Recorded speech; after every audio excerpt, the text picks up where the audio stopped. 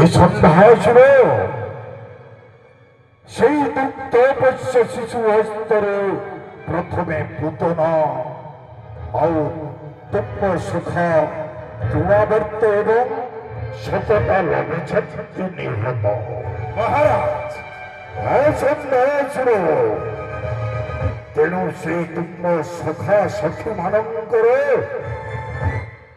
ମୃତ୍ୟୁର ପ୍ରତିଶୋଧ ନେବା ପାଇଁ ତୁମକୁ ଯିବାକୁ ପଡ଼ିବ ମଥୁରାର ରୂପ।